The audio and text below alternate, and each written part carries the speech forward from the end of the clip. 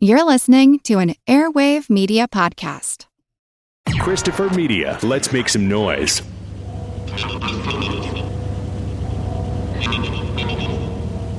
This is a world of hidden mics and two-way mirrors. A world where nothing is private. Do you think we can do this? Later in the week. Do you think we can do this? Harry Caul is an expert. The best there is. Let me tell you something about Harry Caul.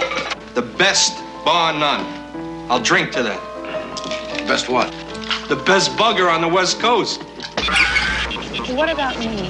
He can bug anybody, anytime, anywhere. Nobody knows how you did it, though, Harry. Caused a hell of a scandal, too. Look, Bart, you see him? The man with the hearing aid, like Charles. He's been following us all over. They're not people to him, just voices. 3 people were murdered, that's all. He doesn't know them, and they don't know him. It had nothing to do with me. I just turned in the tapes. Bless me, Father, for I've sinned. I've been involved in some work that I think will be used to hurt these 2 young people. No way responsible. I'm not responsible. You're not supposed to feel anything about it. You're just supposed to do it. Be careful, Harry. You're just supposed to listen. Not look, not feel, not care.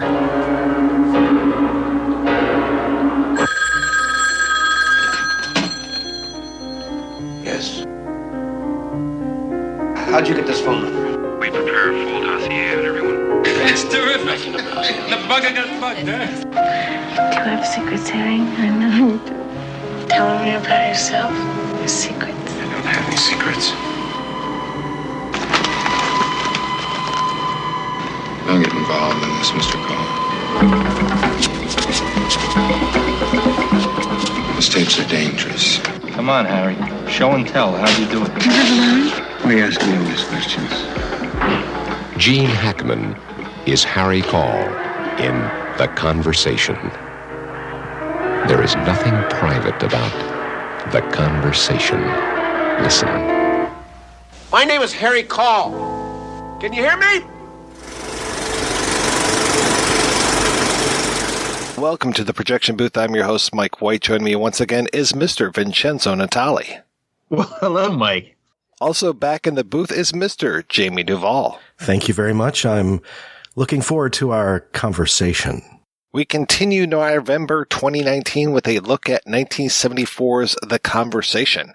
Sandwiched between the first 2 Godfather films, The Conversation is writer-director Francis Ford Coppola's paean to European art films of the 1960s, most notably Antonioni's Blow Up. Instead of swinging London, however, The Conversation is set in San Francisco and stars Gene Hackman as Harry Caul, a schlubby nudnik whose life revolves around audio surveillance, his own privacy, and violating the privacy of others. Of course, we'll be discussing spoilers about this film as we go on, so if you haven't seen The Conversation, well, you really need to. Please stop the podcast and go watch the film. We will still be here waiting, watching, and listening. Vincenzo, when was the first time you saw The Conversation, and what did you think? Well, I have to go back into my shady adolescence, and while other kids are probably doing drugs, my friends and I would get together on the weekends and watch 10 or 12 movies, a kind of primitive early form of a button-umathon. And I believe the first time I saw The Conversation was during one of those 24-hour video parties, which is probably the worst possible way to watch the film. But I remember liking it. I just don't think I was had all my mental faculties. So I don't think I fully grasped it at the time, but I did enjoy it. Yeah, I can't imagine watching this with a bunch of friends, especially rowdy teenagers, just let's watch The Conversation. Probably sandwiched somewhere between Conan the Barbarian and The Hunger. So how about you, Jamie? Well, I was born in 73. So in terms of the 70s cinema in general, I got turned on to it sometime during the 80s. And when I first watched The Conversation during that decade, I thought, man, this is right up my alley, because I loved the character studies of the 70s, and this was right there with Bobby Dupuy in Five Easy Pieces, or Sonny in Dog Day, or Travis in Taxi Driver. It was a great character study. And I also loved the paranoid thrillers from that decade. So it was right in my wheelhouse. It's one of the great films, I think. I don't remember when I first saw this one, but I remember, I think, reading about it beforehand and just reading, oh yeah, there were 2 Francis Ford Coppola movies up for Best Picture in 1974. That would have been when, was it 70? Yeah, 74 was when Godfather 2 was up, and when The Conversation was up for an Oscar as well. And I was just like, what? What do you mean? What do you mean there was a movie between the 2 Godfather films? They shot those things almost back to back. How could there be another movie in between there? And I think I ended up renting it at Blockbuster and was just completely blown away. I love this movie, and it is one that I don't necessarily go back to too often because it just left such an indelible impression upon me the first time I saw it. But each time I watch it, I get a little bit more out of it, and I really appreciate the way that this whole thing is put together. And this is Francis Ford Coppola coming at this. He allegedly wrote an early version in the 60s. He actually got a little inspiration from Irvin Kershner, who was talking about a surveillance guy, and kind of, it's like he took the idea of the guy who comes in and leaves the tapes, and what is that guy's life versus the main area of the story where it'd be 2 people plotting an assassination of somebody, or, you know, just all of these machinations of this really intriguing plot. But no, let's focus on the guy who comes in and brings the tapes and leaves those tapes for the man in charge. And I love that. I love that he kind of peels away everything else and goes after this smaller character and focuses that lens on him and just makes this whole movie all about that one tiny character, but blows up his life. It's that moment when Coppola was just on fire, and,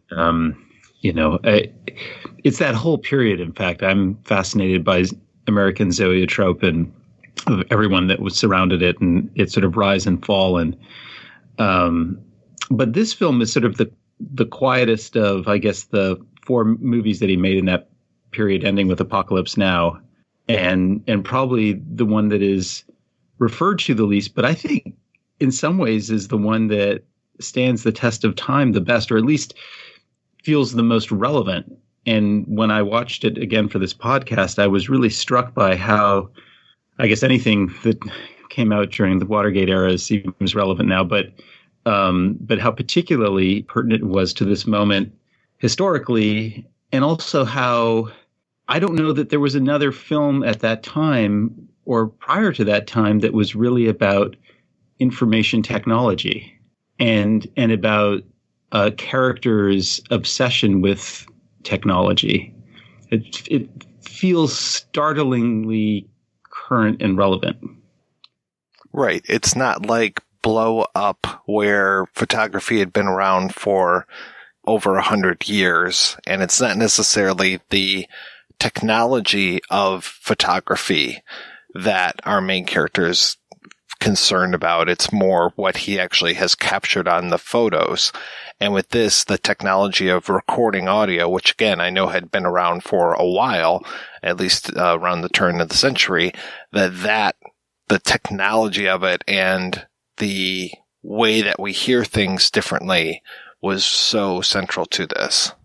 Yeah, the technology of it is interesting to me too, especially, examining it parallel to something like Blowout, which is kind of the euphemism for filmmaking, and what these different capturing devices, what they can reveal, how they can manipulate your perception of them, that kind of thing. But I was really taken with just the theme, just the character and the themes of the film. And it's interesting to me. I don't know if this insight will go anywhere, but, he is desperate to not get involved. And this is a period of time in American history where, there's great turmoil. And I think the movies reflected that in a very special way. And then you compare that to something like Chinatown, where that lead character does get involved, but by the nature of him getting involved, he makes it worse. And so sometimes I'm confused by 70s cinema. Is it saying it's better not to get involved? It's a fascinating kind of dynamic to me. He's been burned once before, and I'm glad that you brought Blow out into this conversation, because there are a lot of parallels for me, and especially that whole thing of John Travolta having worked for the police and setting up the guy with the wire, and then he starts to sweat, and the machine itself starts to kind of torture him, and he ends up blowing his cover and getting killed. And it sounds like not necessarily the exact same thing, but it sounds like something happened to Harry, and I believe it has to do with that whole thing of the Teamsters and the family that ends up getting killed by mistake.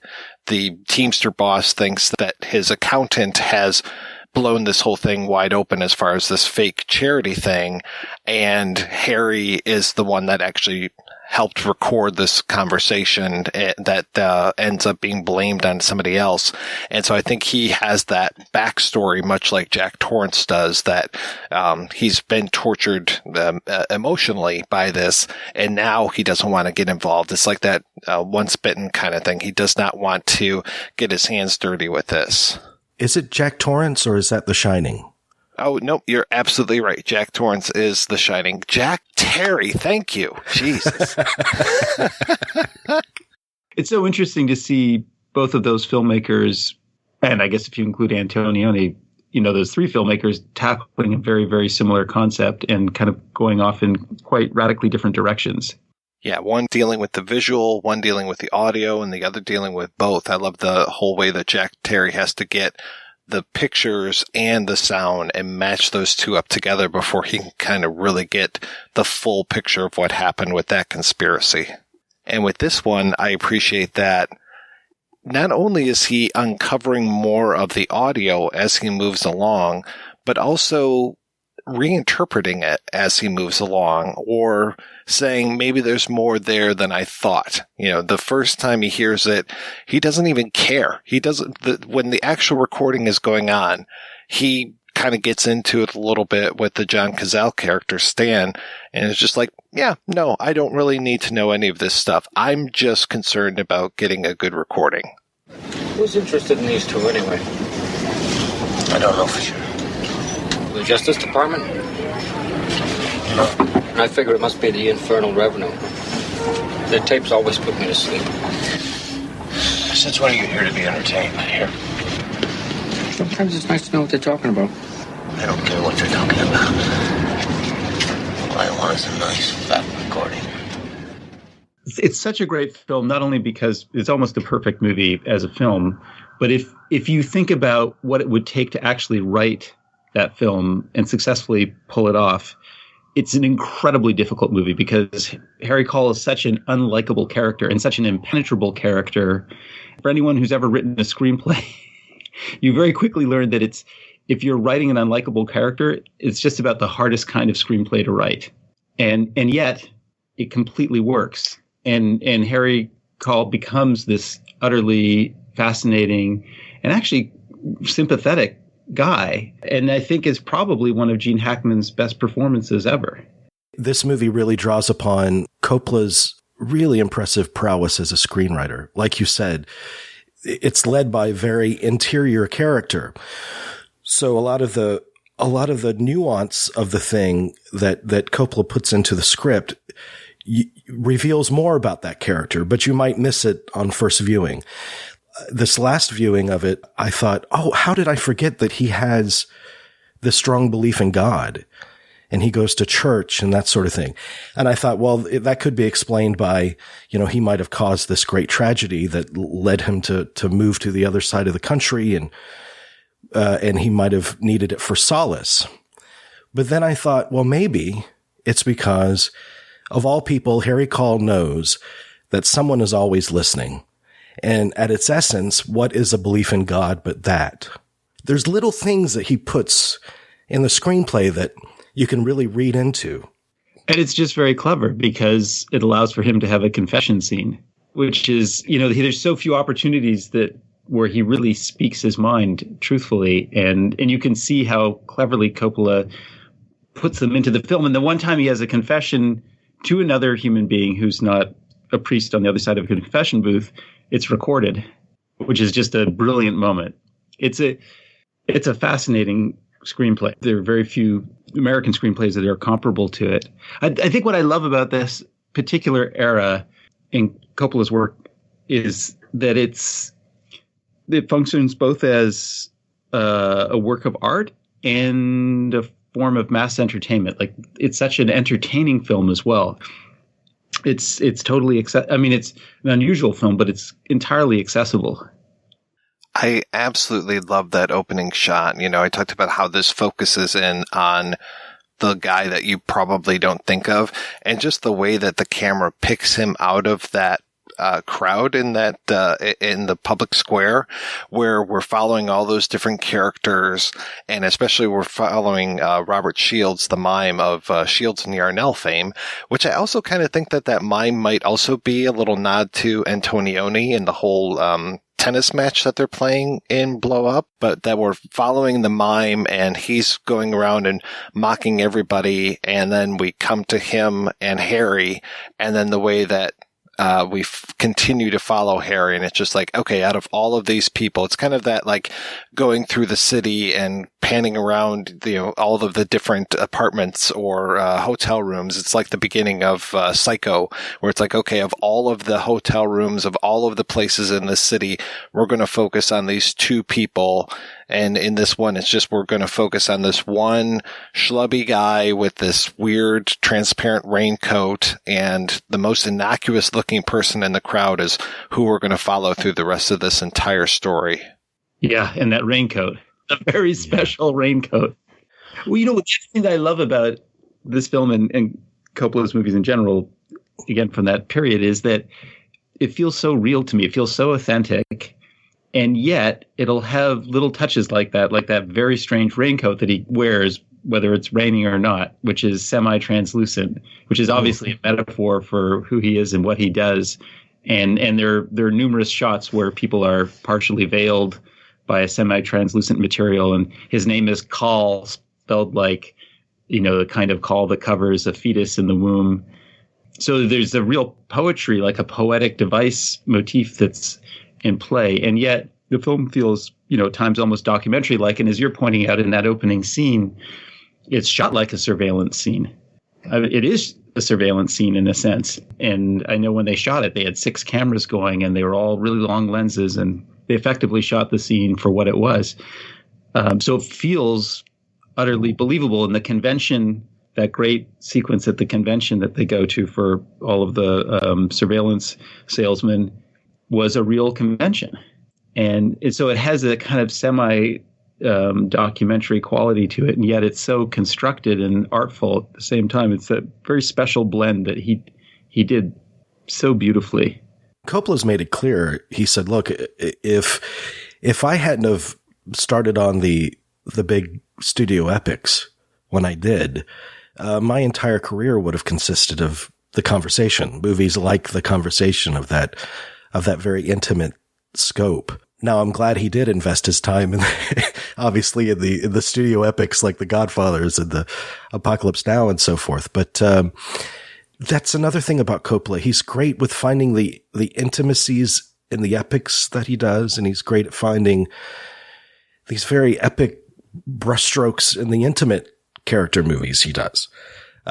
He's just a master at all of it. Coppola reminds me a little bit of Soderbergh, with the way that Soderbergh does the, one for them, one for me kind of thing. And with Coppola, he did have the wherewithal to do, okay, yeah, I'm going to do The Godfather, much to his chagrin. He did not want to do that movie. Why the hell do you want me to do this just because I'm Italian American? Doing that, and then doing Godfather 2 and having this sandwich in between. And he had the wherewithal after something like Apocalypse Now to go back and try something like One from the Heart, Rumblefish, The Outsiders. It always kind of reminds me of George Lucas always saying oh, well, I just want to do smaller films. I want to do art films. It's like, well, what's stopping you?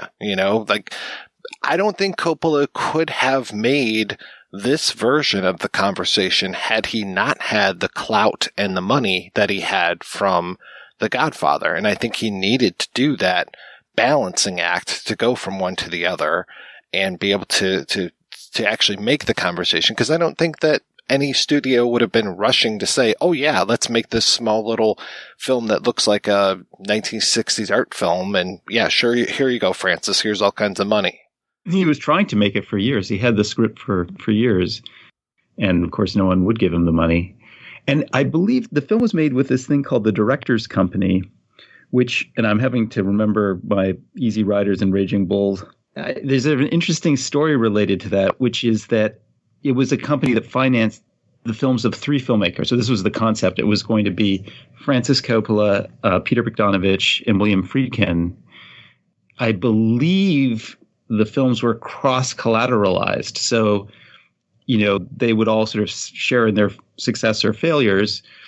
And of course, it was, for that reason, it was doomed.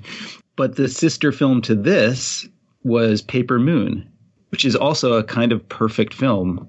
And then I don't think Friedkin ever made one with them ultimately. But I think that's how the film was financed. And it was jammed between the Godfather films. In fact, I don't think the studio really wanted him to make this movie. It's just that he had, at that point, the power to do so.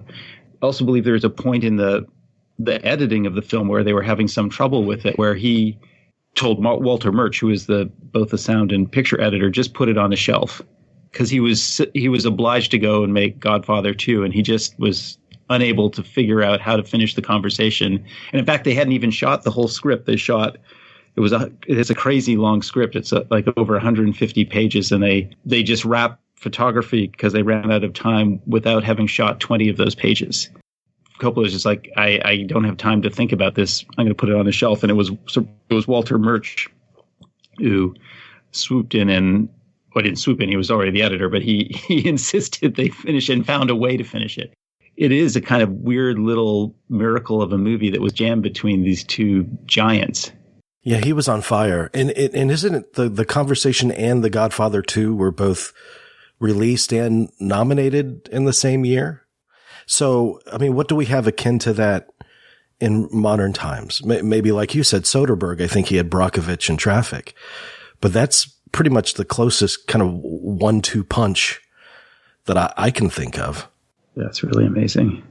Yeah, I had heard that he hadn't finished shooting, and the audio commentary. I have to say that this Lines Disc Blu-ray is really good. I was very surprised. Like, I thought The Conversation, of all of Coppola's films, that should be like on a Criterion release, but this Lionsgate Blu-ray ends up being a fantastic release and has audio commentary from both Coppola and Murch.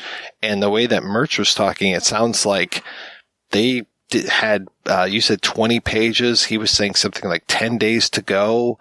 And the whole thing of Harry and the Amy character, who's played by Cindy Williams, that scene of him having a quote unquote dream, that wasn't necessarily a dream originally. So I was like, wow, that's kind of amazing. He's like, oh yeah, we didn't have enough to support this, so I turned it into a dream sequence. I was like, that's kind of wild, and that really works, especially with all of that fog in that sequence and that you can barely see her. Again, characters being hidden. I thought that was a fantastic way to go. I think it's an example of a movie that has such a strong ending. Like it speaks to the power of endings, because really when you think about it, there are surprisingly few films that have great endings. There are a lot of films that have satisfactory endings, but there aren't a lot of movies that have great endings. And this is a great ending. It's one of the best endings of all time, I think. I feel like when you have a situation like that narratively, it permits you to mess around with what leads up to it. Like, I think that basic infrastructure that it had held together, regardless of whether they were able to shoot those extra 20 pages or not. So, yeah, no, it is amazing. And there are other things that Walter Murch had done to alter the structure of the film. One of them being that, I'm forgetting the character's name, but the convention girl, who's maybe even a prostitute, who sleeps with Harry, she was originally supposed to have stolen some equipment from his loft.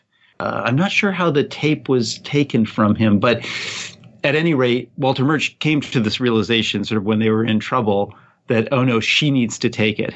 She needs to be the one so that it inspires Harry to move on to the next beat in the story, to just give it more, narrative momentum. And so they actually shot an additional couple shots on the set of Chinatown because they needed to borrow a camera for a production that happened to be shooting for Paramount, and did an over-the-shoulder shot over Harry to the recorder, and then sort of reconstructed that plot beat.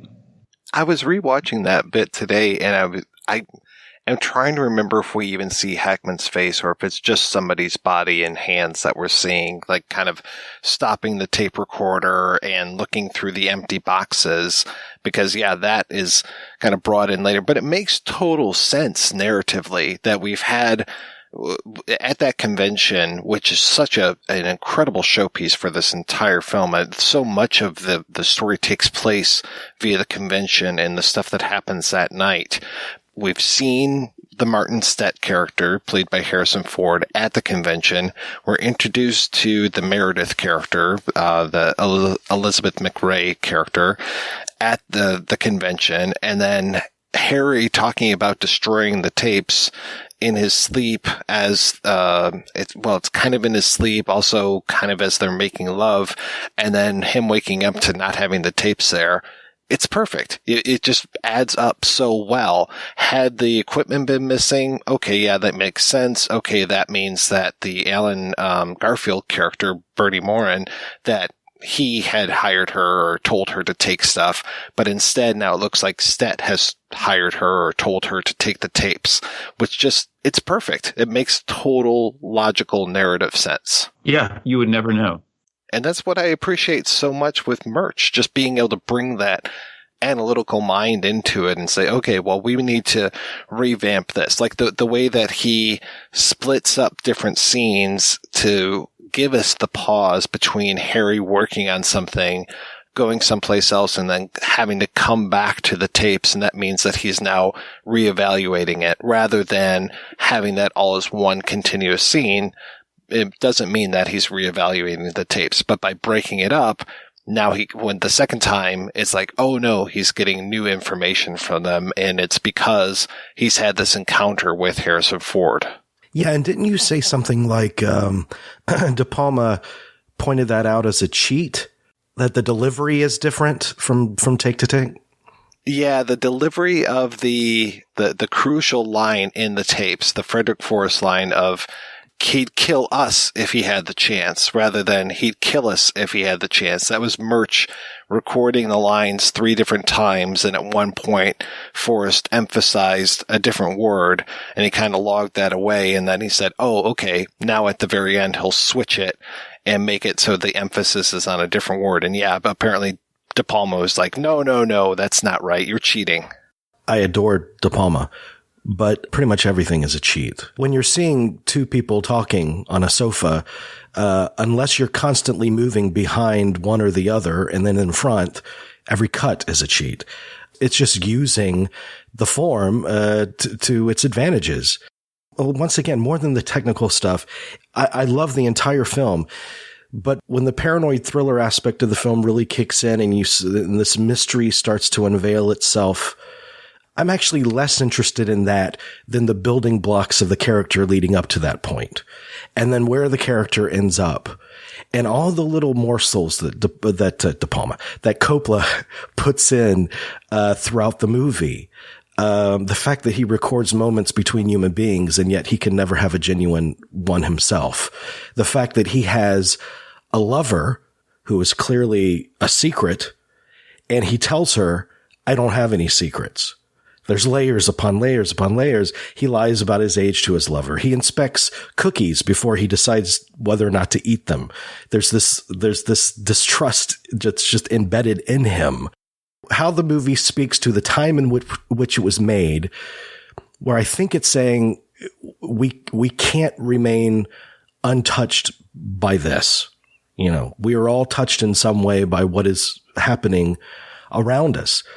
And I think the last shot is indicative of what was so strong about a lot of these character studies in this period of time in American cinema. Because more than anything, I think the movies of that time dealt with alienation. And just if you take that still of him just sitting in the middle of destruction, I think that just epitomizes that dynamic. Not just him sitting amongst that, but also the camera and the way the camera goes back and forth like it's a surveillance camera in the corner of the room. And I love those moments where the camera will do that, or where the camera, in Coppola's word, is dead, where you've just got a camera. Like the first time he comes into his apartment, the very first time we see him do that, there's a setup where the camera is just sitting there and he's moving around the apartment and the camera never follows him. He's moving into this room, he's crossing, he's moving into that room. So we'll catch those little glimpses of him, but really it's just this dead camera waiting there. And then every once in a while, he'll move to a spot long enough where it's almost like, oh, I have to move to see him.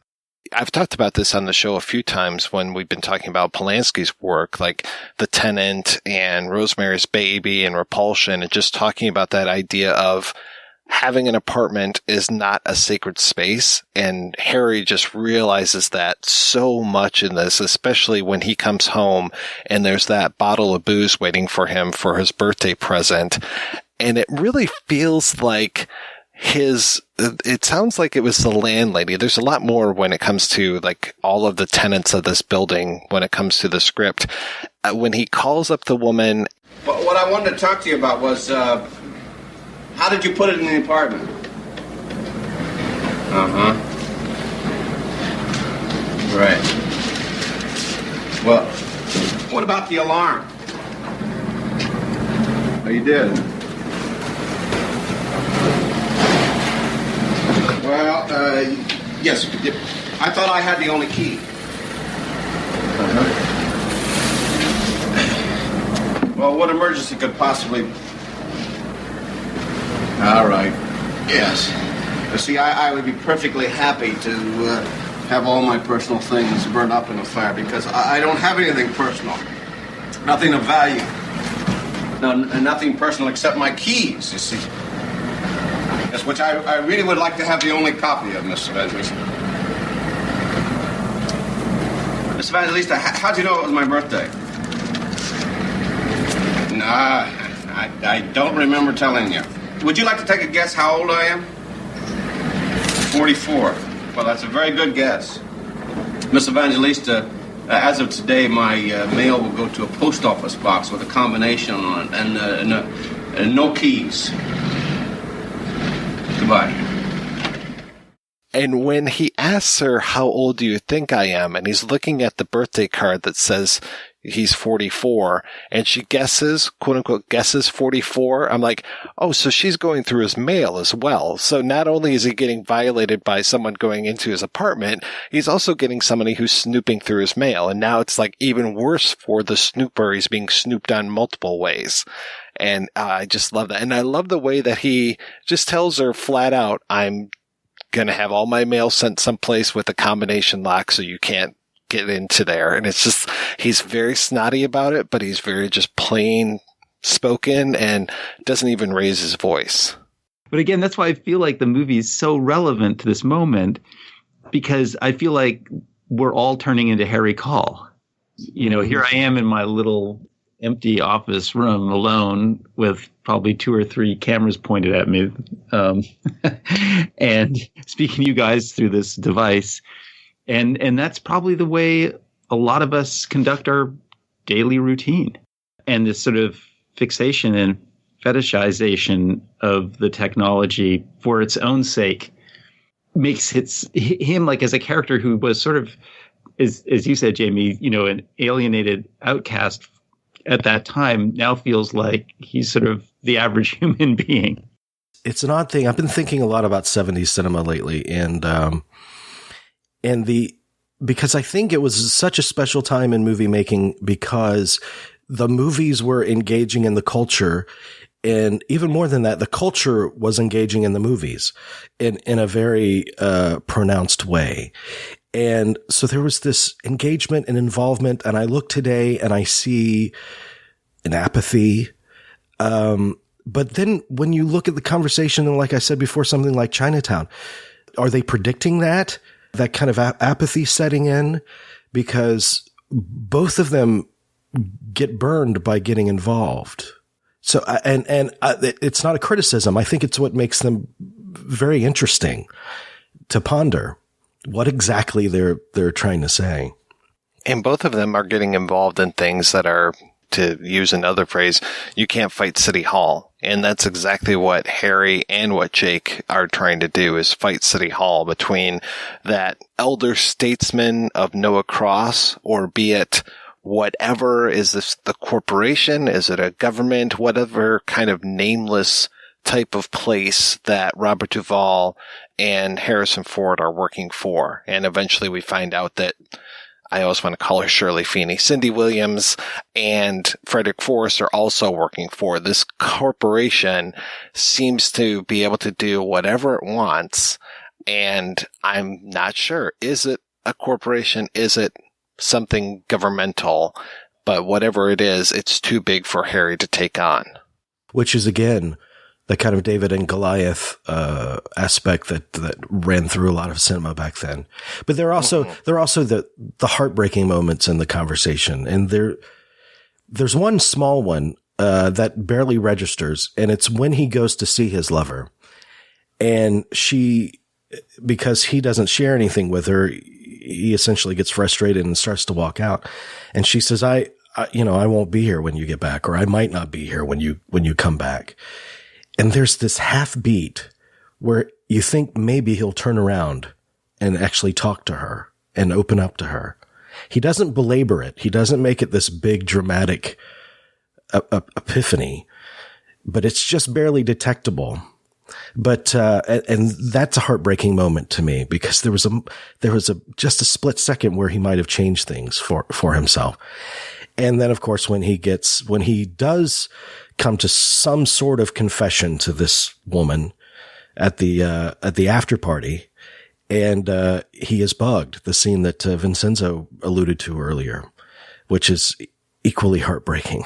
This is what's so difficult about crafting a character like this, because on the outside, and what he wants to be, it's very simple, plain, and unobtrusive. But in fact, he is enormously complicated. And I think that also is mirrored in the music for the movie, which is this solo piano, very simple, and yet you listen to it and it's just and notes upon notes upon notes. It seems simple, but it's actually a very complicated theme.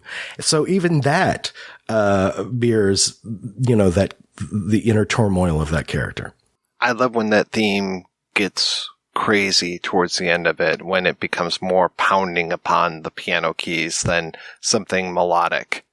And the use of the electronic sounds that Murch is putting in there, even from the very, very beginning, when we have that opening shot that I was talking about, there is introduced that kind of electronic distortion. And it really, the very first time you see this movie, it might take you by surprise, because it's like, what is that? What is happening? But then we're going to get that through so much of this movie, that same type of electronic distortion. And even when it comes to some of the quote unquote screams that happen in this movie, because there are some pretty unpleasant moments that happen in the third act, those screams are almost purely electronic sounds, if not purely electronic. And I love that he uses that and makes that the case. The bloody hand on the window. You're like, holy shit, what was that? I don't know. Have you spoken to David Shire for this podcast? I have not. I've been trying for years to talk to Fred Roos, to talk to Coppola, to talk to Murch, to talk to Shire. So none of this stuff has worked out, unfortunately. I talked to him years ago, and he said, because the conversation is one of my all-time favorite themes. I'm a sucker for piano themes anyway. But, and he said, I was so excited when I got the call. Coppola wanted me to compose this, and I thought The Godfather, big orchestral, the stuff that I've been dying to do. And he meets with Coppola. Coppola's like, no, just a single piano, just a solo piano. And he kind of deflated. He's like, but I think it's one of the great scores of this decade, of the 70s. Well, and he says he got a lot of work out of the score too, which I appreciate.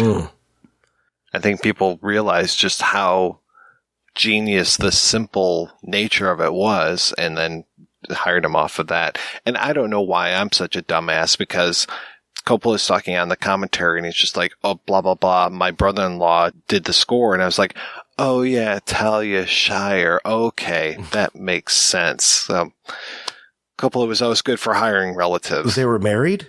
David and Talia. Oh, because he's married to something like Frenchie from Greece now, isn't he? Really? Yeah. Wow. Something like that. Jamie, you're bringing up something that's really central to the film, which is just its absolute minimalism. Both in terms of the audio soundtrack and the visuals, and the graphic simplicity of it, and which is all, I'm sure, about loneliness and emptiness. And again, that's what's so amazing to me is, as a director, I completely identify this as Francis Coppola's work, but it's so different than anything else he did before or after. Because I always think of his films as being so lush and operatic, and this one's just stripped down. I was working on a film long ago, and which had dealt with some similar themes, and I remember that was a point where I referenced this film, and there's a lot of silhouettes and flattened images, and of course he's using long lenses a lot too to get across this notion of surveillance, but the image being flattened and reduced to two dimensions, and frames within frames, and it's a very it's as you pointed out with the theme, it's very simple in some regards, or very stripped down, and yet so beautifully complex at the same time. Absolutely. And you think of the two movies that Coppola made that year, The Conversation and The Godfather Part 2, and you consider the final shot of both, where a man sits alone in their own way, contemplating, what have I done? Isn't that interesting how both of them have that in common? No, it is. That's a fact. I never made that association. That is a really great observation. And then in doing a little bit of research for this, I learned that Francis Coppola as a child used to bug his family. I mean, used to bug his family as in he used to plant microphones around the house. And then the story that Harry tells the Cindy Williams character in his dream is autobiographical. That all of that stuff happened to Coppola. So you can see that even though this character is obviously far, in a way, a very different kind of person, you can see that he's still infused it with himself. To take it back to if the movie is a metaphor for filmmaking itself, maybe there's an element where he's saying, look, we have responsibilities as filmmakers. as the technicians, whatever you're doing on it, whether it's sound or film or something like that. Right. Or as artists. And that's the other amazing, I think it's such a good point. That's the other fascinating thing about this, is the way he treats the surveillance artists, so to speak, that you see their passion for their craft. You see how they function as a little subculture. You see how they're like magicians trying to learn each other's tricks. And guess what? That's exactly what filmmakers are like. And then of course, you have the showy guy at the surveillance conference and the after party. The guy that's a major showboat, the complete opposite of Harry Caul. And Harry Caul's thinking, how can you be good at what you do if it's impossible for you to be incognito? I mean, you're just, you might as well be like a Christmas Day parade float or something. Yeah, Harry needs to have that anonymity so he can walk amongst the people at that square. And I can't see Burt Morin doing that because he wants to get his picture on everything. And I'm surprised he doesn't have a big picture of his face at his booth or something. he is such a showboat. And I love Alan Garfield in that role. I think he just makes it sing. And I'm so curious though, because apparently they originally wanted to have Timothy Carey in that character.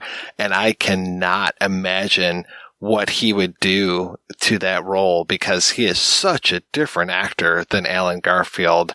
I try to picture it in my head, but it just doesn't come to me because, I mean, first off, he's probably 2 or 3 feet taller than Alan Garfield, and then just such a different presence. And Garfield just seems like he is like a little guy, like wanting to, he's not necessarily overly short, but he's just like one of those like very tenacious. He's almost like a little, a little dog, like nipping at Harry's heels. Like, come on, Harry, you and me. I just need to have a look at your stuff. And I'm just like, oh man, Harry, do not let him look at your things. You're going to be done for if that's the case. And yeah, just always bragging about himself.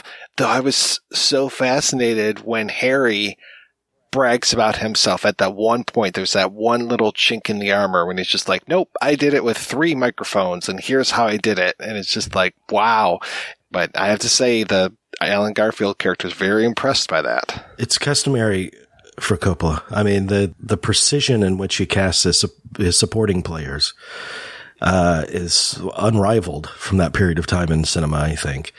And, can we talk about how great Harrison Ford is? I mean, rewatching it the other day, I thought, man, Harrison Ford is creepy as hell. Coppola says, I didn't really write this role to be that much, but Harrison Ford really came in and made it his own and even brought his own wardrobe. Apparently that sweater that he wears later on in it is his, and just, really made that role his own. It's like he's great in his little role in Apocalypse Now, but in this, he is just fantastic. He is fantastic. And it's worth saying, I mean, we know who Harrison Ford is by now, and he is not a showboat. So when we say that he's especially creepy in this movie, it's not a mustache twirling kind of creepy. It seems like he's doing nothing. He's just his presence is off-putting in the movie. I'm just so fascinated by that time and all of those artists that work together to see Robert Duvall and Billy D. Williams is in this, like all these people that circulated through George Lucas's universe as well. And my God, they're so brilliant. It's that whole San Francisco scene. I've just always been, there's something very magical to me about what American Zoetrope was, and particularly at that moment before it, there's a whole long, that's another podcast, I'm sure, but a very lengthy history behind what American Zoetrope was and how it evolved over the years. But at that particular moment, it really was a group of filmmakers who were, in some sense, trying to recreate their film school experience, but on their own, apart from the studio system. And they had, not only were they a group of filmmakers, but they were a group of actors that they worked with, and all of these people circulated with each other and influenced each other. And it's like a really fertile, beautiful moment in American film history. And this movie, like all of you can see there's Terry Garr's in it. She's incredible. Cindy Williams, who of course became, was she Laverne? No, she was Shirley. Frederick Forrest and John Cazale is amazing, of course. Yeah, it's just, you feel like the energy just kind of pulsing off the screen. I mean, American Zoetrope was a very romantic notion, and like everything romantic, it suffered a horrible death. It really did. It's so tragic, and a quick death too. Like it wasn't around for too long, but it just seems like there was this opportunity. I was again doing a little research before the podcast, and originally American Zoetrope had their relationship with Warner Brothers, and that relationship was terminated when Warner Brothers saw THX 1138, George Lucas's first film. But if they just held on to those people a little bit longer, can you imagine the benefits that Warner Brothers would have reaped from those talents, let alone what the world would have received? Because when that deal was canceled, all the projects that Coppola was developing at that moment were killed. Actually, a couple of them survived, and The Conversation is one of them, of course. A few of them were resurrected, but there was a whole slew of projects that they were developing at that time that just vanished. There have been so many filmmakers that I've talked to that have gone, like part of their origin story is, and then I went out to San Francisco to meet with Francis Ford Coppola. That was the place that you go, and he was, for lack of a better term, the godfather of independent film for a long time. And so many filmmakers would head out with their first film, with their shorts, with all this stuff, and try to meet with Coppola because he was trying to bring that dream to life and doing it somewhat, but there was a lot of promise. To your point, there was just a ton of promise. So many people were just like, we have to meet with this guy and hopefully we'll get our break. And to be clear, I mean, the flaming out of Zoetrope, I think it had a lot to do with One from the Heart, if I'm not mistaken. And in a way, that was romantic too, the flame out, because, you know, he went out swinging. He went out like you would expect Coppola to go out, putting everything he had into his vision. You know, sparing nothing. He was going to put it all out there, you know, even if he ended up homeless on the other side of it. You know, it's that commitment that I find very, very romantic as well.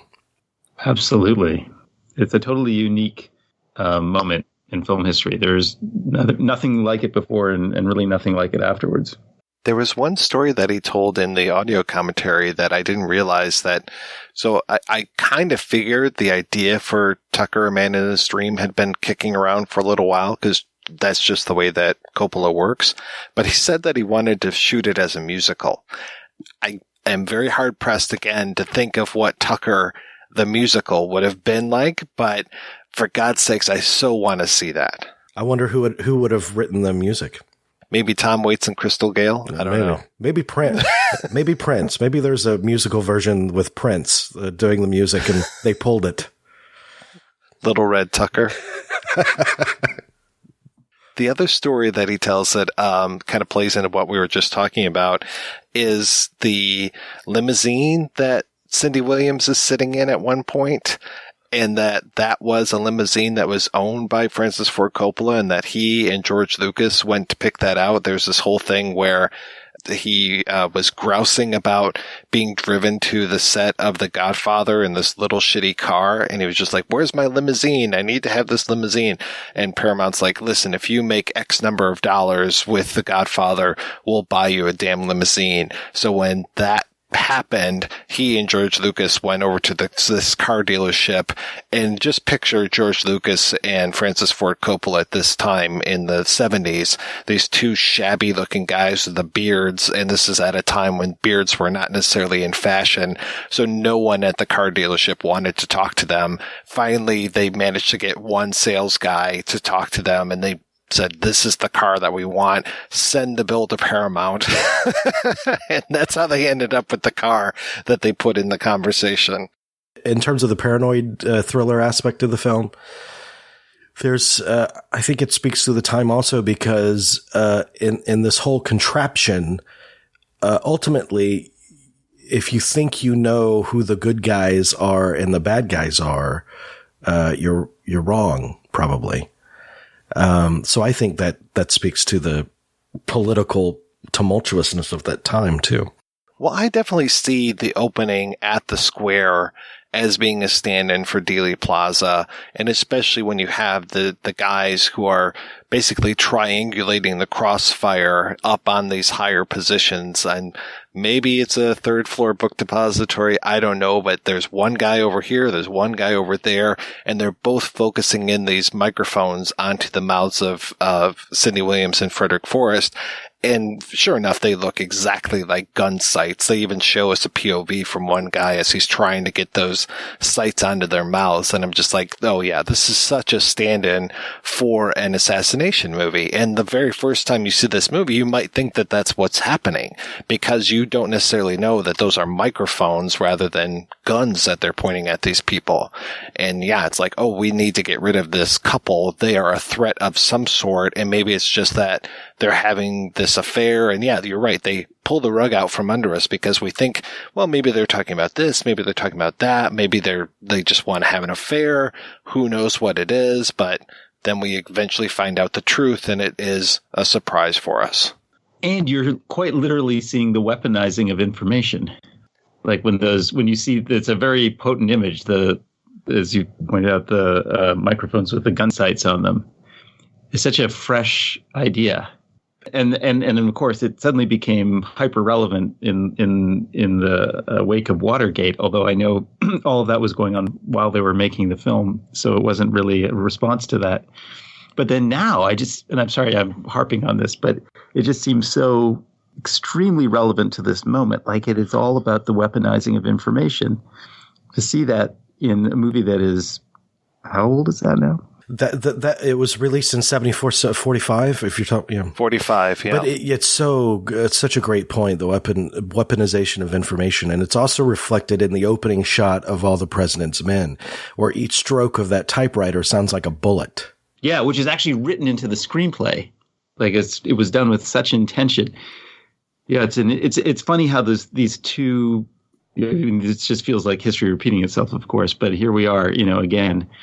And I think that was also a moment in America that probably preceded the oil crisis, but there was definitely an apocalyptic cloud hanging over people's heads at that time, at least psychologically. It seems like there's a lot of common thematic threads going on, which is why when I watched it again recently, in fact, it feels like it comes around every 10 or 20 years, but because I recall there was sort of a callback to the conversation in the late-ish 90s, mid to late-ish 90s. I remember the film, I think it was because of Enemy of the State.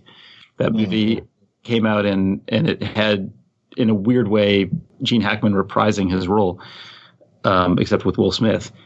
And it feels like the film comes around. But again, it just feels, having watched it for the podcast, entirely relevant in a way that if you looked at Blow Up now, I don't think you'd feel the same. I mean, Blow Up is a great film, an incredibly important, innovative film, but it definitely feels like it's weighted down by the time that it was made in.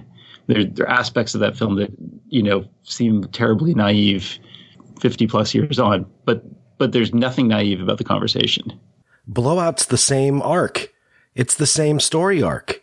He gets involved and he gets burned for it. I mean, you see this over and over and over again. And many people believe that something like Blowout could be considered the last film of the last great film of the 70s, even though it was released in 81. It feels akin to that period of time in movie making.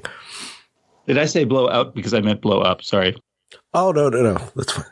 I think there are echoes in here, too, of things like Jimmy Hoffa, things like the RFK assassination. I mean, we talk about, there's mention in here. I mean, there's things that are, quote unquote, innocuous enough of, oh yeah, he's the guy that told, Oldsmobile that the Cadillac was going to lose its fins or whatever that is, or General Motors, that's what it is.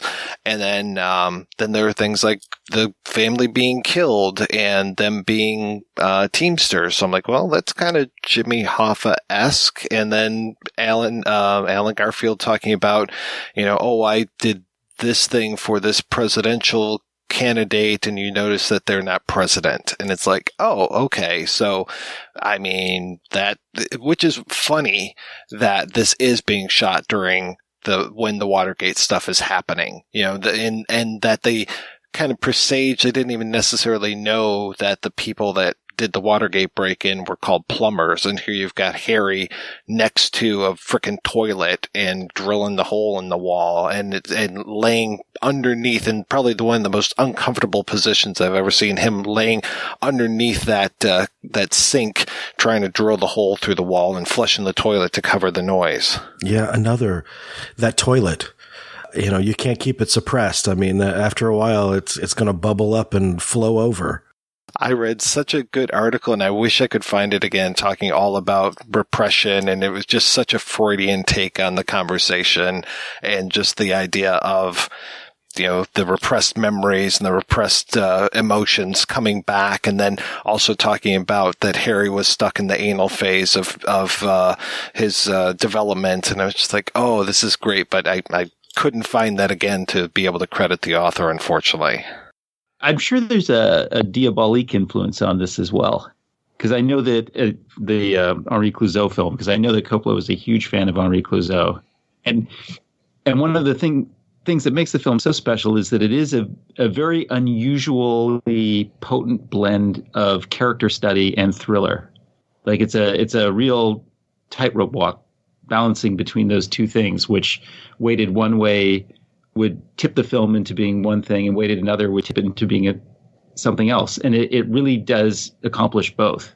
The one thing I'm surprised we haven't talked about is just how freaking great Gene Hackman is. I mean, I think it kind of goes without saying at this point, but Gene Hackman, I mean, we've talked on this podcast, I don't know how many times, about just his roles, and whether it be 60s, 70s, 80s, 90s, 2000s, up to when he quit acting. But my God, is he amazing in this movie. And I just the physical transformation, looking at him as Popeye Doyle versus him as Harry Caul, and seeing the way that he transformed with that haircut, with the mustache, with the glasses, with the coat, and you've got those physical trappings, but he inhabits that role so perfectly, and he's just so freaking uptight, just the way that he walks, the way that he carries himself, the way he talks, and then, you brought up the Catholicism, the way that he just gets so ruffled every time anybody takes the Lord's name in vain. That exchange between him and Cazale, when they kind of have that falling out, that to me is like masterclass in acting, to see those two guys go back and forth, because they were both at the top of their game.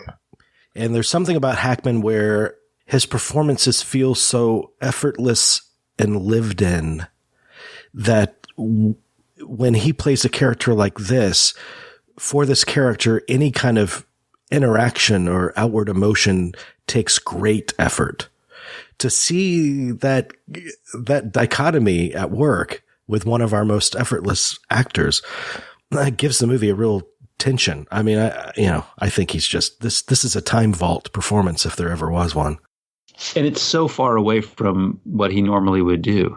He is so repressed. And it's so muted. I always think of him as delivering very naturalistic performances, but I never think of them as being, I usually think of them as being really dynamic and very attention grabbing. And that's not the case here. It must have been terrifying for him to play it that way, because it's the kind of thing for an actor, it could blow up in your face where you just come off as flat. And again, I feel like the film just ages so well because the performances in his, of course, in particular, are, I'm sure, as potent now as they were when it came out. Yeah, it's the very definition of nuance, his performance, because it's this balancing act between don't show just enough. In those moments where he is obscured, we've talked about that kind of prophylactic raincoat that he wears, but then those moments where during that the scene with Alan Garfield, where he will go behind the screen and be talking behind that translucent plastic, and it's just such a nice theme that Coppola has of the whole idea of obscuring things. Or when we see him later on through the glass in the bathroom, or through the shower curtain, just things like that. It's just like, oh, this is so nice. But yeah, I love that there are moments where it feels like he's purposefully going behind that translucent plastic in his office, and that his Harry Caul is an interesting dude, that he's got the cot in the office, like he's that married to his work that he will sleep in his office, and that his office is basically just this huge warehouse space with enough room that John Cazale can drive his motor scooter through it. And just the way that everything is so in its place, even though it looks messy, but you can tell everything is in its very, very particular place when it comes to that workroom, and that he is so into that space. And I love that space has so many ins and outs, and that there's the cage and there's the cage within the cage where he, as soon as he has company in that area, he'll take his plans and put them in that separate area. He'll lock himself away even more. Yes, space is important. The space between you and the subject you're recording, obviously, that's one example, but also in his work life, that scene in the after party, I was particularly struck by when I rewatched it recently. There's the space between he and the girl as the girl's trying to get closer to him. And it's angled in such a way that it accentuates that space between them, as it kind of very reluctantly closes in a little bit. And just in terms of, you mentioned Cazale, one of the greatest runs of any American film actor in history, partly because, he was taken away so soon. But he is, what can you say about him? He's just a giant of an actor. And every time you see him, you realize how much he gave in these 5 or so movies and how much we lost from the ones he didn't get to do. There's a touch of Fredo in this, because if you look at him, when he kind of turns traitor at the surveillance convention, Cazale played shame better than any actor I could think of. Well, and it is that same kind of relationship with Michael Corleone, where it's just like, you're not giving me any leg up. You're not giving me any part of the business, any part of the family. And in here, it's, hey, you're not trusting me, Harry. You're not bringing me in. You're not bringing me close. And I don't know if he necessarily knows that Harry can't bring anyone close to him, but him keeping him at arm's length, at arm's distance, really hurts the Cazale character, Stan. And I can see why he turns traitor, as you say. And that also then really hurts Harry, but more than hurting him, he's then immediately afraid, you better not tell this guy any of my secrets. That sequence, the party sequence in the loft, is unbelievably long, but great. Like it's a movie unto itself. But it's so interesting seeing that exist in a film, because that would never survive in a contemporary movie. There's no way. Because I didn't time it. I'm not sure how long it goes on for, but I have to assume it's at least 15 minutes. Like, it's a long sequence. That sequence has so many different beats to it as well. And, Jamie, you mentioned the distance between Harry and the girl, Meredith, while they're trying to talk. When they finally get together and he confesses, and then things get broken up by more people coming in, I love that long shot of those two and the way that he's dancing with her, and that Cazale's going around with the scooter, and the way that the guy jumps off the back and then she gets onto the back, and it's all done in that really long take, that long distance away from them. And it's just breathtaking to see that. And that is yet another scene within that longer sequence of the after party. You're right. It is ridiculously long, but it sets up so many things. Yeah, it has its own buildup, and it has its own climax and reveal, and it's really it's magnificent.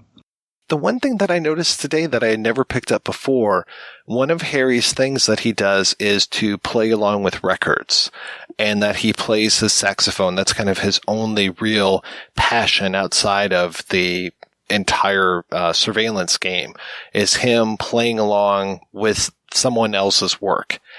And the very last shot that we were talking about before, that gives us so much information, so much stuff, is just so stunning. I never really picked up on that he's playing along with the score. He's not necessarily playing with a record at that point. He seems to be playing with David Shire's music, which is, it's very close to breaking the fourth wall, that he almost seems to know that we're watching him and that he's part of this movie, as it were, because he's playing with the score rather than with something that's pretending to be played on screen.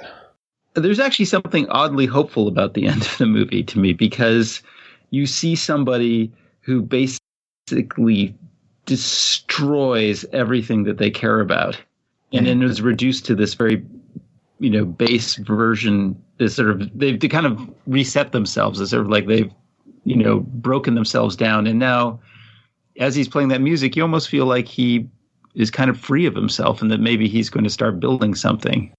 He might be. And that's an interesting point about these character studies in general, too. And what makes them so much different from a lot of movies we see today, in that you can imagine a life taking place outside of the time frame of the film. You're wondering what happened to Harry Caul. I was having an interview the other day with a professor about 5 Easy Pieces. And I said, what do you think happened to Bobby Dupuy? I mean, those are the questions that I love and it shows you how potent these movies are from the 70s, in that there's a life that expands beyond the screen. And I don't want to believe that Harry Caul became the guy in Enemy of the State. Well, let's talk about that a little bit when we come back after this break. And we're first going to play just a few brief messages.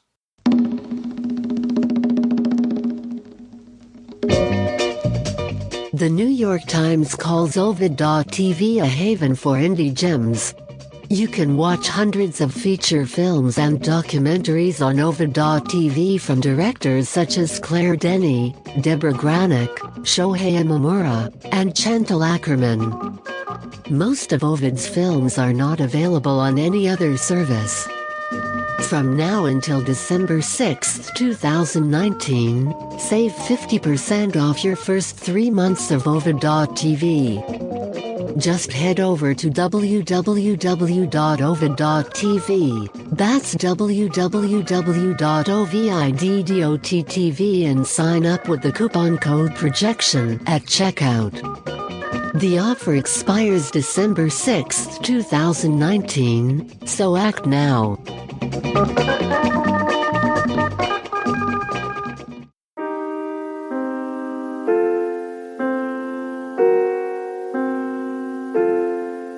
Do you like great music? Do you like in-depth podcasts? Do you like the idea of putting great music under the microscope? If you answered yes, no, or fish to any of these questions, Love That Album is the show for you. Every month, Morris and a fellow music fanatic discuss a particular album in detail. They'll cover the performer, the history behind the recording, the musicianship, common thematic elements between the songs, and how many drugs were consumed during its creation. Well, maybe not so much of the last bit. So if you want to hear a podcast bringing perspective to great rock, jazz, folk, punk, and sea shanty music, then subscribe to Love That Album podcast at Apple Podcasts, or download directly from lovethatalbum.blogspot.com.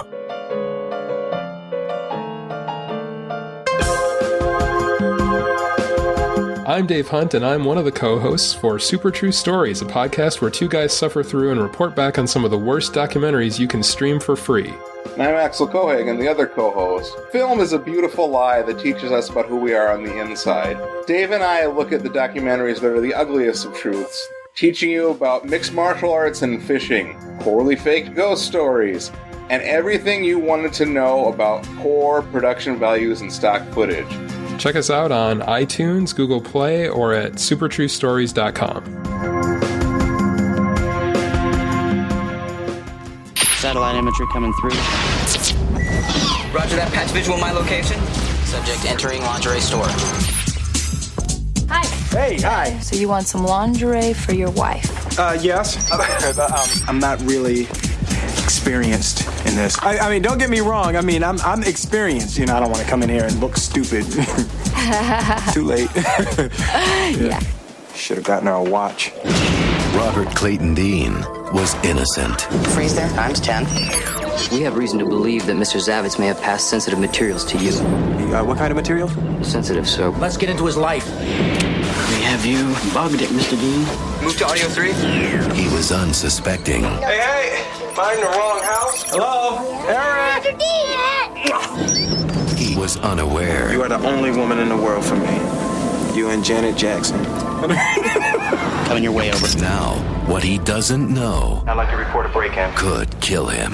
Request immediate keyhole visual tasking, maximum resolution. He's on your 6 o'clock. You have something they want. 2 targets, rooftop. I don't have anything. Maybe you do and you don't know it. You're a threat now. To whom? Everyone you know. Target's on the move. A name, a phone number? No, nothing. He didn't give me anything. You know how many federal agents you had following you?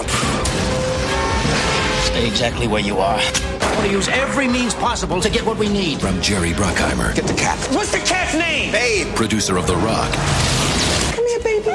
Baby, come here. a film by Tony Scott, Target is on 21. director of Crimson Tide, Is this about me? 20. Do they know me? 19. Who is they? 18. He jumped to 17. Do they know me? I don't know what you're talking about! Will Smith, You're one of them, aren't you? Former conspirer. Switching, target switching. Gene Hackman. This is our problem. You live another day, I'll be very impressed. It's not paranoia when they're really after you. Tell them to stop it now! Enemy of the State. What the hell is happening? I blew up the building. Why? Because you made a phone call. All right, we're back and we're talking about The Conversation. So yeah, Jamie, you brought up Enemy of the State, and I think Vincenzo, you mentioned it earlier, and not necessarily an official sequel, though they definitely use a picture of Harry Caul when they are talking about this character that Gene Hackman is playing. Though the Gene Hackman character, man, he's kind of MIA through the majority of Enemy of the State. He shows up at about 59 minutes in, and then he shows up again, I think like an hour and 20 in.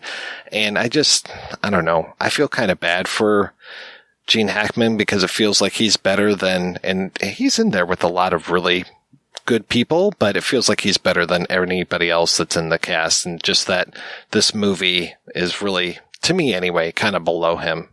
I saw it on an airplane, and that was in the 90s. I don't really remember it that well, but I remember it being very, very Tony Scott and very Bruckheimer. I'm kind of torn on this because I think Gene Hackman was better than a lot of movies that he did. But at the same time, I'm empathetic to the idea that, actors got to work. That's what they do. We go to the office every day. That's their office. They need something to do. So, and I'm not necessarily a fan of Enemy of the State, but in general, I do really like Tony Scott.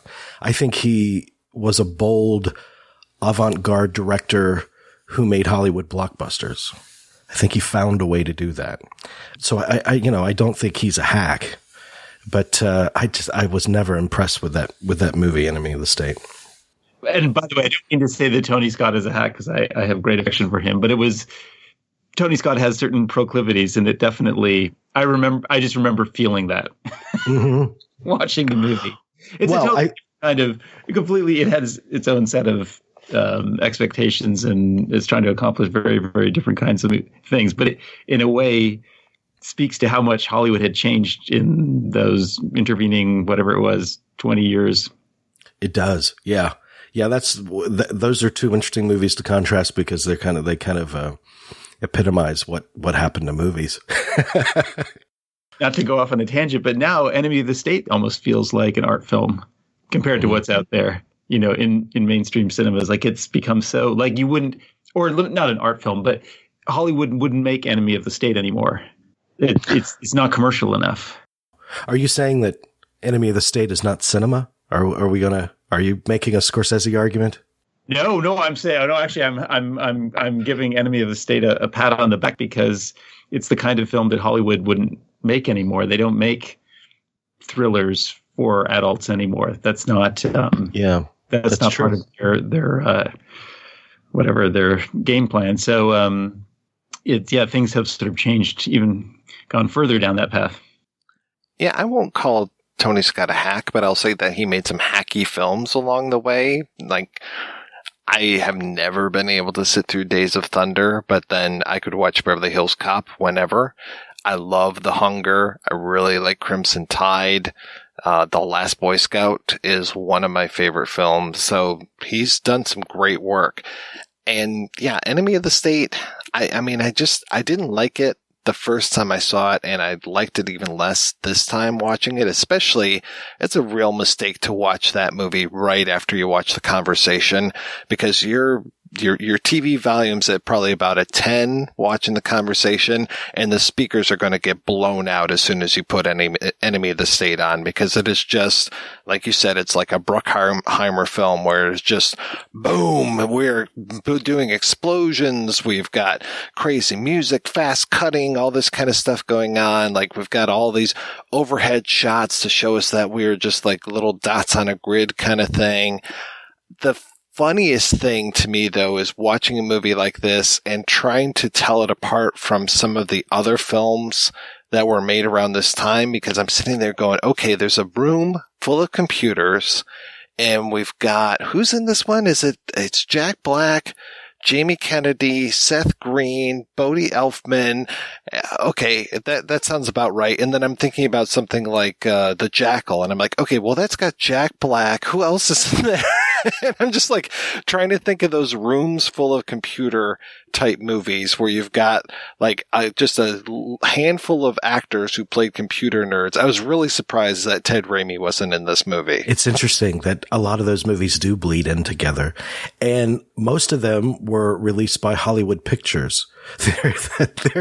There's this phenomenon where a lot of these movies are coming out on Blu-ray now. And so I look at the release dates of all of these, I'm looking at the titles and I'm thinking, oh, that's got to be a Hollywood picture. And sure enough, oh yeah, it was. It's why so many like disposable carbon copy movies week after week.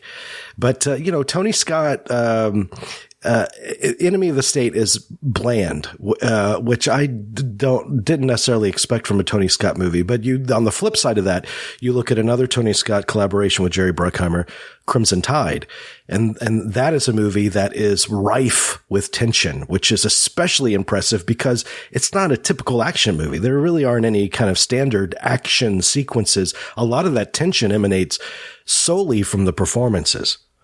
Well, and there again, you've got Gene Hackman just doing such an incredible job. And in that, I think he can spar with Denzel Washington a lot better than he can with Will Smith. At this point, I think Will Smith in his career didn't have the weight. He was like a flyweight at this point. He needed to really work on his acting muscles. I mean, he's done a lot more since then. And at this point, Gene Hackman could just bite his head off and chew him up. Yeah, and maybe that's why the movie suffered. Maybe they were trying to find a way to make it a Will Smith vehicle, whatever that was at that time, and it didn't ring true to the nature of what the movie should have been. But swinging it back to the conversation for a moment, I think you made a good point that Enemy of the State kind of attacks you, whereas the Conversation, you really have to lean in to the movie and pay close attention. Like the film kind of demands your attention. Otherwise, you are going to miss things. And in fact, it sort of demands to be seen and heard in a good environment. I imagine when I probably first saw it on VHS, I missed certain things because they were probably just cropped. Or maybe the sound wasn't good enough. Like you barely know that Robert Duvall has been murdered by the end of the film. I mean, that's almost open for interpretation. So it's a special film in that way, and that it really, it's asking a lot of its audience. Yeah, movies used to ask the audience to invest in them. Movies used to expect you to meet them halfway, and you would get more from them the further you met them. But I rewatched it on the Criterion Channel, and it's great. Enemy of the State? No. Well, if The Rock and Armageddon can be on there, I thought Enemy of the State might be too. No. And I was so happy that it was on. They just posted it this month, and I said, "Oh gosh, we're about to talk about that movie, so I better rewatch it and brush up." And Criterion, that channel is just a great educational tool for me. Yeah, with Enemy of the State, they don't hide anything. They are just kind of spoon feeding you stuff, showing you the original assassination right up front, showing it to you on video, I think at least 3 or 4 times. And there's this weird thing that they have because we are trying to make a statement about the surveillance state, but not necessarily doing a good job about it, because there's this whole thing about this Tom Sizemore character who has been recorded, and Will Smith shows him the tape, and Will Smith is playing this criminal lawyer, and then he uses that idea of Tom Sizemore wanting to know who shot this tape in order to then eventually trick John Voight and his goons, who include Scott Conn, Barry Pepper, whatever happened to Barry Pepper, and Jake Busey. It gets all of these guys into a room and then somehow tricks them into thinking that one's talking about the assassination tape while the other one's talking about the Tom Sizemore gangster tape, and they eventually, kind of like True Romance, just end up having this big shootout where everybody's shooting each other, but luckily Will Smith can hide under a table. There's no like flying feathers or anything else like sprayed across, because I know Tony Scott loved to have that, but you know, there was that kind of moment. Oh, and then also the FBI is outside watching stuff, and yeah, so that's how Will Smith saves the day. But I tuned out to what you were saying about 5 minutes ago, but it's true. You know, Tony Scott and I think somebody like Joel Schumacher, who I also love, they were both the kings of unmotivated fog. It's very ironic, though, because there is a character, Will Smith's wife, who's played by Regina King, who I know more now from some of her more recent roles, including being on The Watchmen, and she is just railing about the surveillance state. And I'm looking at the timeline for this, and I was just like, wow, this is 1998 when this is coming out, and it sounds almost exactly like they're talking about the Patriot Act. So it's just like, this is really kind of prescient, because they're even talking about people blowing up buildings and doing all this stuff. I was like, oh, wow, this isn't a post-2001 movie. That's very surprising to me. And of course, John Voight being the political bad guy who's talking about liberal hysteria just seemed very prescient to me as well. Yeah. John Voight, you know, I have such warm feelings about John Voight because he was so nice to me, but, and then I look at the movies that he made, the first part of his career, and they're incredibly progressive roles. Yes. You know, it's a legacy you wouldn't recognize in the present in him. Yeah. The last movie I talked about with him in it was An American Carol. It's his deliverance, I guess. All right. We're going to take another break and play a preview for next week's show.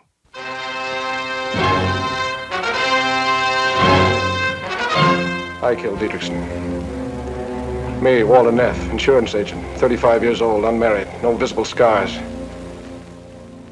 Until a while ago, that is. Yeah, I killed him. I killed him for money and for a woman. It all began last May. I was thinking about that dame upstairs and the way she had looked at me. And I wanted to see her again, close, without that silly staircase between us. How could I have known that murder can sometimes smell like honeysuckle? I can't stand it anymore. What if they do hang me? They're not going to hang you, baby. It's better than going on this way. They're not going to hang you. Because you're going to do it and I'm going to help you. Yes, from the moment they met, it was murder. Always behind them with his devilish hunches and his brilliant brain was Keyes. The murder's never perfect. Always comes apart sooner or later. And where two people are concerned, it's usually sooner. Could they get away from him and his relentless pursuit? And could they get away with murder? You don't know Keyes. Once he gets his teeth into something, he never lets go. He'll investigate you. He'll have you shot at. He'll watch you every minute from now on. You afraid, baby? Yes, I'm afraid. But not of Keyes. I'm afraid of us. I'd like to move in on her right now, tonight.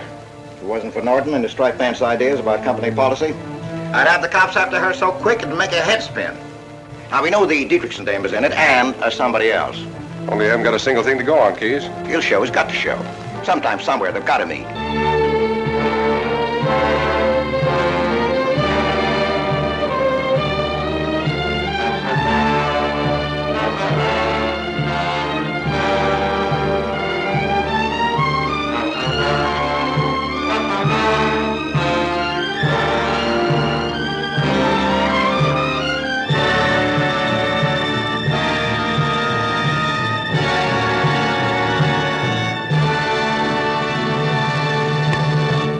That's right. We'll be back to wrap up Noirvember next week with a look at Billy Wilder's Double Indemnity. Until then, I want to thank this week's co-hosts, Vincenzo and Jamey. Vincenzo, what's been going on with you lately? I know one thing, In the Tall Grass, but what else is going on? I'm starting to work on a series for Amazon based on a William Gibson novel called The Peripheral. Oh, that's fantastic. Which is long been a dream of mine. With Jonathan Nolan and Lisa Joy, and kicking around a few things. Oh, that's great. Yeah, I know you were set to do Neuromancer all those years ago, so that's great that you're able to get back to Gibson Town. Oh, I can't believe it. It's so wonderful. And Jonathan Nolan, he's no slouch either. No, he certainly isn't. Yeah, talk about a great surveillance state kind of thing. His the one that he did with Jim Caviezel and Michael Emerson that was on TV for so long. That was oh my God, that was a great show. How's the reception for In the Tall Grass been? It's been really amazing, actually. It's Netflix unfortunately won't permit us to give actual numbers, but it was the way I put it is, had the film been released in 3,000 screens in its first 10 days, we would not have been able to, and if every show were sold out, we would never have got that many people to watch the film as we did on Netflix. Oh, wow. It really is. It's very interesting. Speaking of the surveillance state and and the power of information, it's, when you drop a film on Netflix, it drops in 190 countries simultaneously. So it got a lot of eyeballs, and again, I just feel very fortunate. That's interesting. I've had questions about this. So Netflix does share with its filmmakers the viewing numbers. They do, yes, and they do it at very particular times. So we have a conference call 10 days after it's dropped, and then one a month later, and then one a year later. And then they go in great details to how it's performed and how different territories responded to it and responded to the key art and so on. It's really, the whole Netflix machine is really quite fascinating. That's great to know. Because I have one good friend in particular, and he's so anti-Netflix. He looks at the ills of the world and he tries to ascribe them to Netflix somehow. And a big thing is, we don't know their numbers. And I'm like, you as a moviegoer, what business is it of yours? Now I can understand the filmmakers wanting to know how many people have been seeing my movie? Are they liking it? That's completely valid. But it's, speaking of a romantic period of time, I long for the time when box office wasn't a sport. And I think this Netflix model is a wonderful return to that in a way. It is. I mean, not to make this a whole other conversation, but it permits you to do things that would not be permissible in the theatrical marketplace. Like, my film is a little bit odd, and it would never have gone through. Had I been put through that system, the film would have been, the corners, the edges would have been rounded off, and I just don't think it would have survived, because everyone would look at, well, what did it do in its first weekend? And then on the Netflix platform, they actually don't really care about the first weekend. They care about its long-term reception. Everything is inverted. It's weird. It's a very, for your friend, for what it's worth, you can just tell them that anything a studio does, they do the opposite. For better or worse, but it is an entirely different paradigm. Yeah. Well, I saw your film last night and I loved it. So I thought it was such an impressive the way it was visualized and staged. So I was very taken with it. And I saw it, of course, on Netflix. So I'm reporting my viewership to you. Vincenzo's got a little thing on his wall where he goes over and just tick one more. It's like Steve Buscemi and Billy Madison. But really, not to go on about it, but I think the conversation is this sort of, they have planted this little time bomb in terms of its importance, because I see it now. I go, my God, it's all about this stuff. It's all about how we're listening to each other and about how we're cutting ourselves off from each other technologically through technology. It's such we're obsessive voyeurs now, and it's just Yeah, just that film has aged so beautifully. Yeah. Well, yeah, like with The Conversation, I think the most ubiquitous piece of technology in that film, because we see a television, we see Harry watching the Flintstones, but for the most part, it's all about the telephone. And even though we have the telephone, which is supposed to be this tool of communication, people aren't talking. And it becomes more of a tool of threats than it does, or of, either overt threats from Martin Stett or implied threats, or just a way to listen in on people, just like the way that Bernie has his little harmonica thing, which I found also ironic because it so reminded me of the whole Captain Crunch thing and how the guy used the Captain Crunch whistle in order to crack a phone and be able to make long distance phone calls wherever. And that was the first step into this larger world of hacking that we have even today. Yeah. It is, someone is always watching, someone is always listening, and we live with that reality every day, and we know it, but most of us just don't want to know it or close our eyes to it. Everywhere we go, it's being tracked. I remember when Spielberg did Minority Report, and in order to put together that movie, he got together a lot of scientists, technologists, educators. What is possible in the year that this movie takes place, and they gave him a host of ideas, and he used most of them, including one that any store you enter, your eyes are being scanned, and they tailor an advertisement specifically for you. And I'm thinking, well, they didn't need to go through that trouble; they're already doing it on our phone. Anything, So it's a reality now.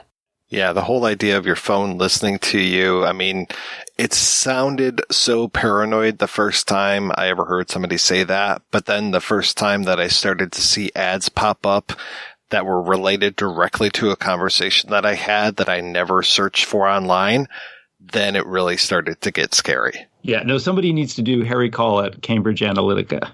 Right. Exactly. Yeah, even when the last time I went to China, I called up my credit card company and I said, hey, listen, I'm going to go to China. I don't want you to, flag any purchases while I'm over there. And they said, oh, yeah, we know you're going there. I was like, how do you know that? And they're like, oh, from your purchase patterns. It's like, oh, thanks. Okay. So that was a little bit more than scary as well.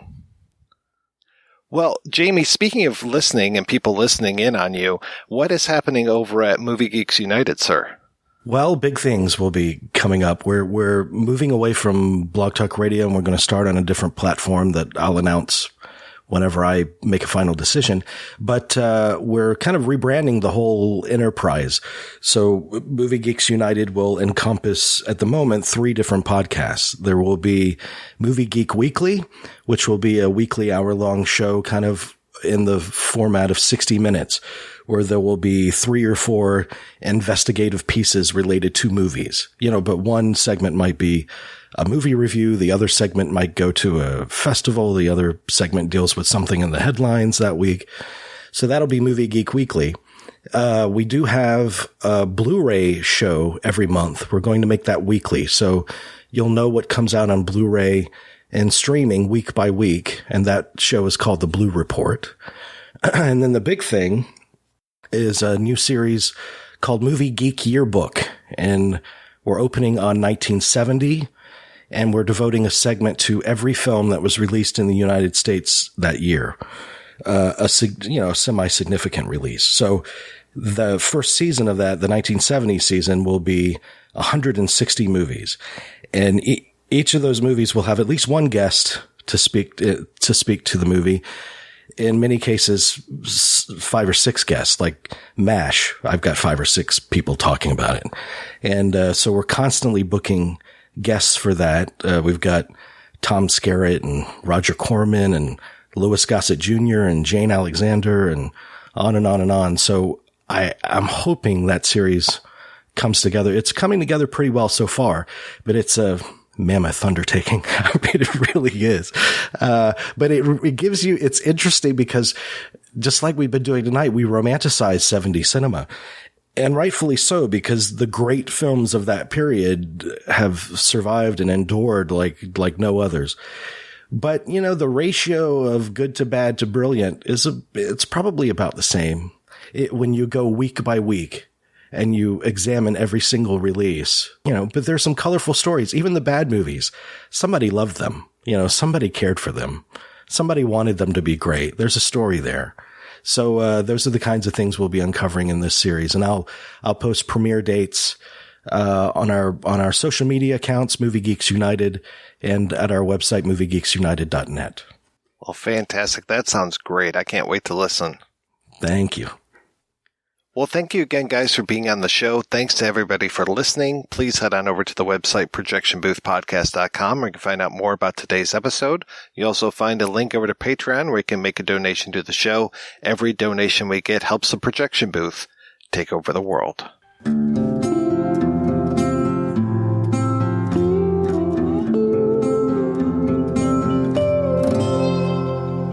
Once I was invisible for all the world to see. I traveled through the ether on the blood of my enemies.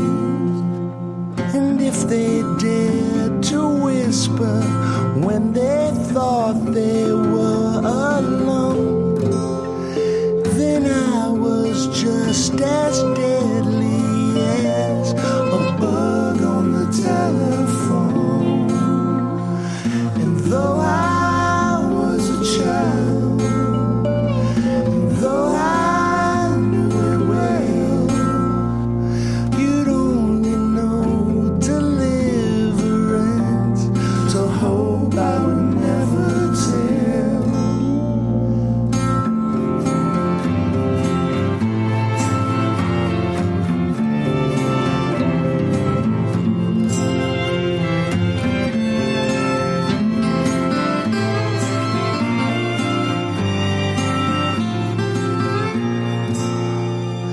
The night began to close around the neighborhood again. But as I walked the streets, the devil tumbled down like rain.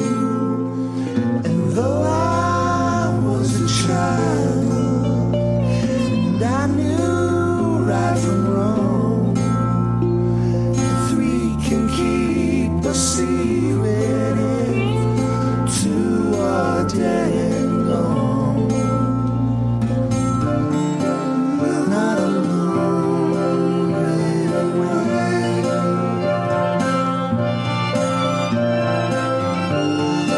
All alone, let us pray.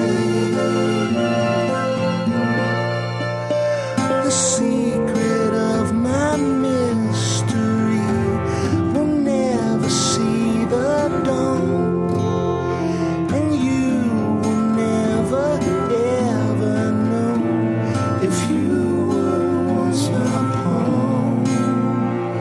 And when I was a child, when I went away, you were not the victim, for it was you who let me stay.